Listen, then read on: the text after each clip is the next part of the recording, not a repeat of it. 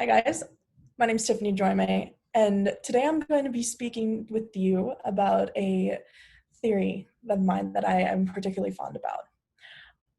Um, the truth comes to me and I'm living a lie. This lyric from Avril Lavigne's second album, Under My Skin, provides a look into the dark truth hidden from the public about our beloved pop princess.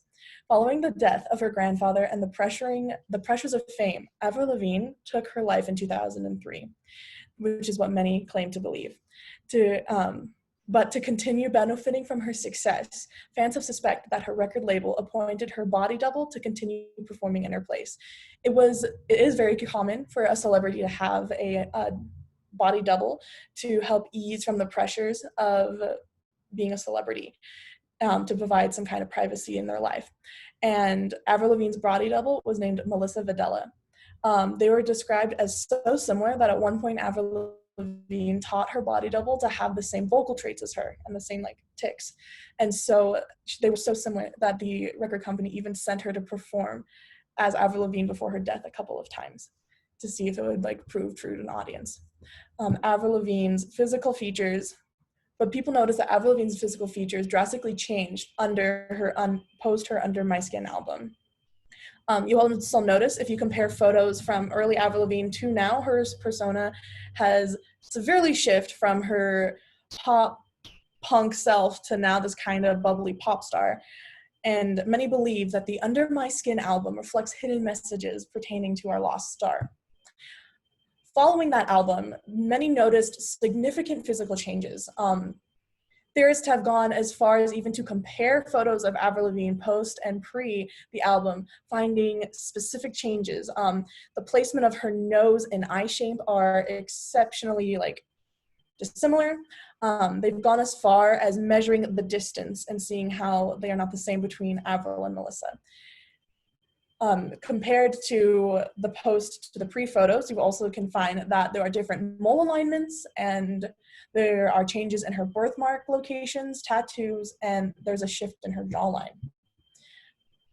When also reviewing Avril Lavigne, her vocal tone shifts from before in 2003. She sings with a raspy, deeper voice, more edgy, but as she goes to post the album, there's all of a sudden a shift in higher pitch, even different vocal techniques that now reflect the styling of a pop artist rather than someone deep in emotional turmoil. Avril Lavigne's handwriting even changed from cursive to print. Studies have shown links between a personality trait, and so studies have shown links between personality traits and the way that one writes. And when one writes allegibly with their signatures, it also means to a person who is private and difficult to understand, which reflects the kind of personality that we know that Avril had before her Under My Skin album. And the new Avril Lavigne is described as bright and preppy by many tabloids. And if you notice that she now has print handwriting, which is what those traits also are similar to. Besides her physical changes, many of her fans were disappointed, though, in the change in her persona. She was no longer their mall-crashing grunge pop idol. Her style typically was rejected. She rejected the girlishness and glossy male-gazed femininity, which is what many described her as. She was described as a teenage girl who was opinionated, defiant, and perpetually over it. She rejected authority, supporting an ensemble that was rich in thick black eyeliner, representing millions of others who were bored, stifled, stranded young girls longing for something more than the same shopping complexes and skateboard parks and small town boys. Because teenagers were too often exploited or patronized by adult power holders. And she changed from this very grunge person to this all of a sudden bright and bubbly personality. It is said that Avril Lavigne struggled to navigate growing up in the public eye, and those struggles are very evident in her songs Girlfriend and Best Damn Thing, which are believed to be this kind of cry for help post the Under My Skin album. The songs are described as catchy, but they lack any power that any of her previous work seemed to have. This was also the last time we saw Avril Lavigne from the music industry for at least 6 years. Her work then joins the common pop industry. She writes songs of lovers being jerked around by their exes. Many have said that it's easy to imagine an earlier Lavigne character would have pushed this guy into a wall by the video's end. And the newer work, just similar, is common to common breakup ballads. It was critiqued as work remarkably, her work was critiqued as stuff that had happened. Her work was critiqued as stuff that had happened before, and she had gone through a drastic change. The Under My Skin album reflects hidden messages pertaining to our lost star.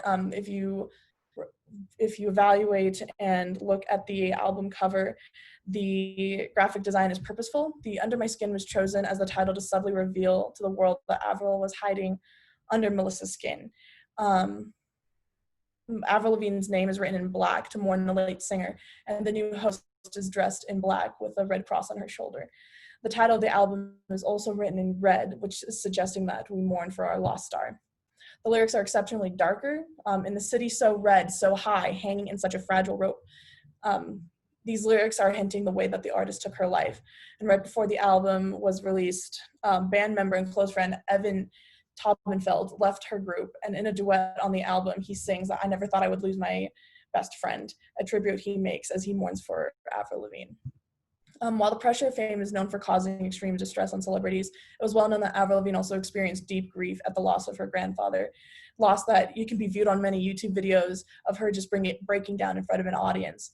This is loss and mourning and depression that we see in 17-year-old like Billie Eilish, and she's also known for like dealing with panic attacks before tours, and Avril Lavigne expressed the same experiences. Avril Lavigne was also known to be very depressed and anxious as she became overwhelmed with the rise to fame. When questioned about these claims, the current Avril, Melissa, hasn't deliberately dismissed them, which makes many believe that she's not deliberately saying no, and only responding to them, stating that they're simply stupid. Avril Lavigne was overwhelmed by her sudden rise to fame. This and the grief over losing her grandfather led to her taking her life between 2002 and 2004. Wanting to continue to ride the young artist's beginning success, her record label instructed her body double to step into her place. This can be noticed by her sudden physical changes, shift in persona, and the hidden messages in her Under My Skin album. Also, Avril Lavigne is found posed for a public photo shoot in 2002 with Melissa's name on her hand. Thank you.